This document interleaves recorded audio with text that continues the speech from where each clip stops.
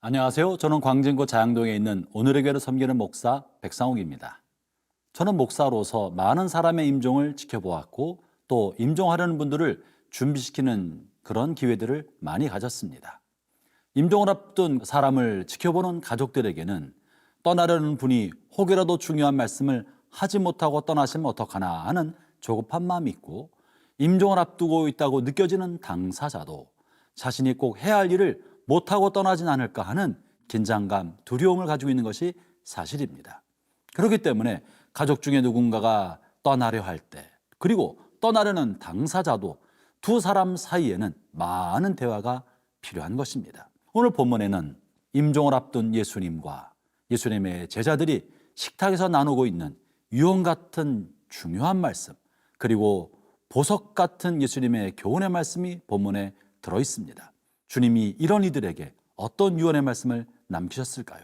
오늘 주신 하나님의 말씀은 요한복음 14장 1절부터 14절의 말씀입니다. 본문을 들어보겠습니다. 요한복음 14장 1절에서 14절 말씀입니다. 너희는 마음에 근심하지 말라. 하나님을 믿으니 또 나를 믿으라. 내 아버지 집에 거할 곳이 많도다.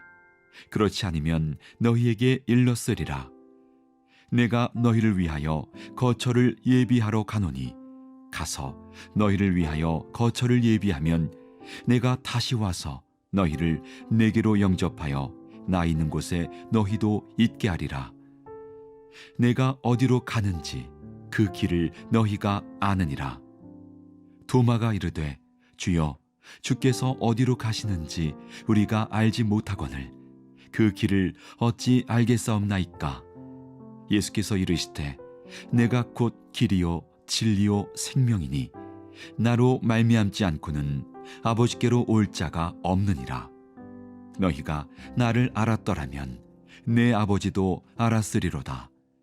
이제부터는 너희가 그를 알았고 또 보았느니라.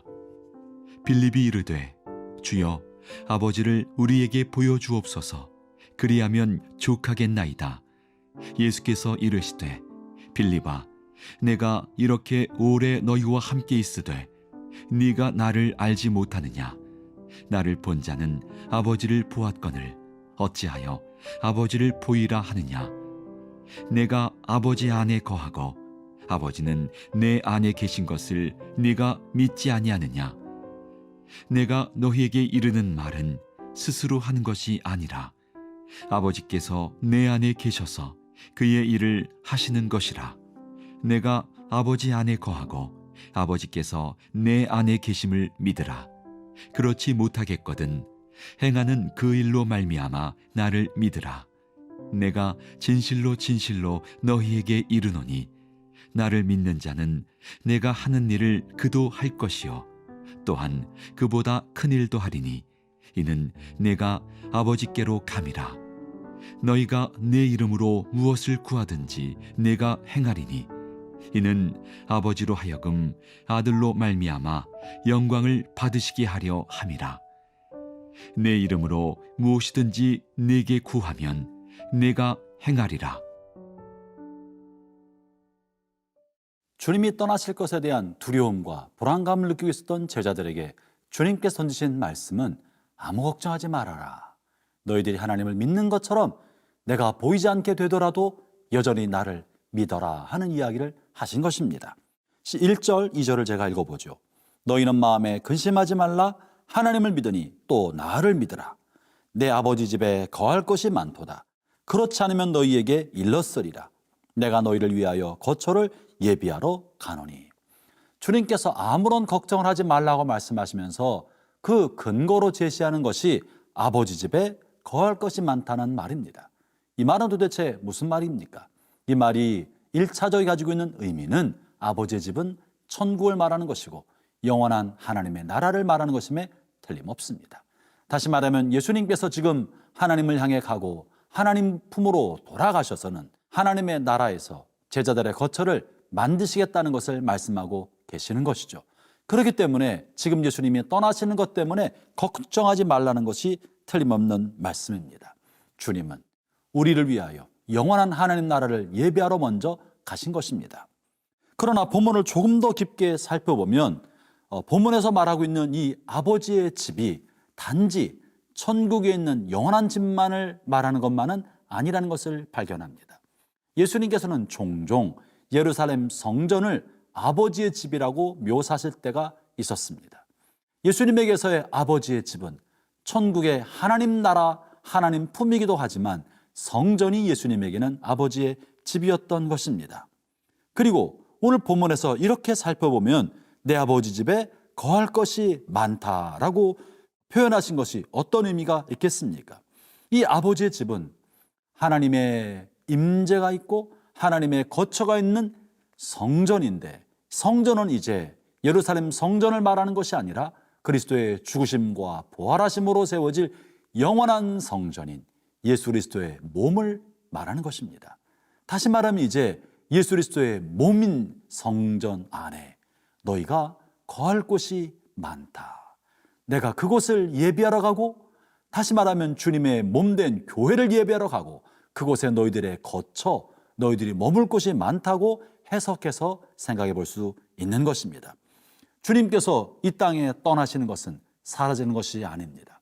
주님이 땅을 떠나시는 것은 우리와 동떨어진 구름 건너편에 멀리 있는 초월적인 천국에 들어가시는 것만은 아닌 것입니다. 주님이 땅에서 떠나심으로 영원한 그리스도의 몸인 교회 공동체 안에 살아계시고, 교회 공동체를 성전 삼으시고 거처 삼으시고 그 안에 계신 것이에요. 그리고 그 속에 우리 각자의 거처를 만들고 계시는 것이죠. 그렇다면 본문에 말하고 있는 내가 너희를 위하여 거처를 예비하러 간다, 이 우리를 위해 마련된 거처는 무엇이겠습니까? 그리스도의 몸 안에 있는 지체의 한 사람으로 우리가 감당할 사명과 우리가 감당할 몫이 교회 공동체 안에 있다는 것을 말해주고 있는 것입니다. 교회 공동체는 그리스도께서 우리를 위해 마련해 주신 새로운 거처입니다. 그리스도 공동체 안에서 위로받고 힘을 얻고 다시 한번 새 생명을 얻게 되는 것이죠. 오늘 교회 공동체의 소중함을 마음에 새기면서 여러분의 안식처를 교회 공동체 안에서 찾게 되기를 바랍니다.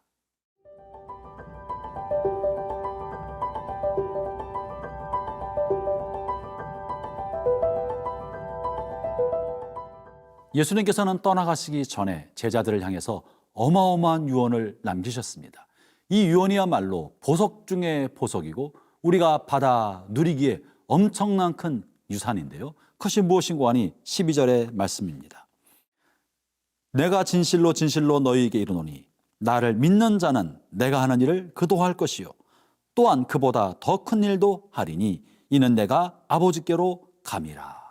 주님께서 떠나가시면서 제자들에게 남긴 큰 유언, 이것은 바로 이제 너희들이 내가 했던 일 같은 일을 하게 될 것이고 내가 했던 것보다 더 큰 일을 하게 될 것이라고 말씀하고 계십니다.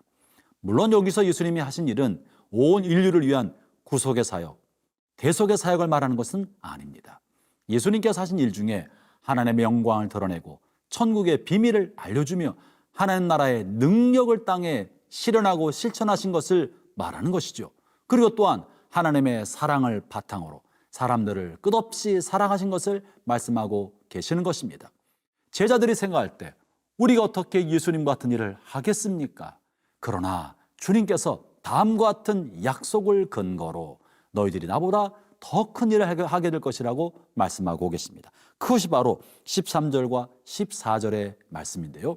예수님 자신보다 더 큰 일을 하게 될 것이라고 두 가지 근거를 가지고 제시해 주시고 계시는데 그중에 첫 번째가 13절과 14절 말씀입니다. 너희가 내 이름으로 무엇을 구하든지 내가 행하리니 이는 아버지로 하여금 아들로 말미암아 영광을 받으시게 하려 함이라. 내 이름으로 무엇이든지 내게 구하면 내가 행하리라. 나보다 더 큰 일을 할 수 있는 근거로 주님께서 주시는 것이 너희가 내 이름으로 무엇이든지 구하기만 하면 내가 이루어 줄 것이다. 아버지께서 그 일을 하실 것이라고 약속하고 계신 것입니다. 사랑하는 형제자매 여러분, 그리스도 안에서 그리스도 이름으로 구하는 대로 받을 것이라는 기도 응답에 관한 보증과 확증이야말로 그리스도를 믿는 우리가 그리스도로부터 받은 유산이고 또 값진 영적 재산입니다. 아울러 하나님 아버지가 그리스도를 영화롭게 하기 위하여 그리스도 이름으로 구하는 것을 아버지가 시행할 거라고 약속해 주셨습니다. 그러므로 사랑하는 형제자매 여러분, 기도해야 합니다. 기도해야 합니다. 무엇이든지 필요한 대로 구해야 합니다. 하나님의 영광과 여러분의 삶 안에 나타날 그리스도의 영광을 위하여, 또한 우리가 그리스도의 영광을 닮아가기 위하여 기도해야 합니다.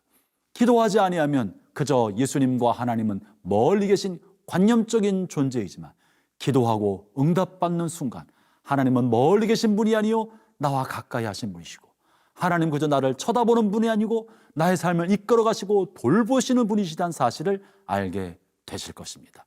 기도합시다. 더욱더 하나님의 영광을 위하여 기도합시다. 하나님의 은혜가 여러분 모두에게 함께 하시기를 바랍니다. 이제 두 번째 근거는 내일 본문을 통해 이어지겠습니다.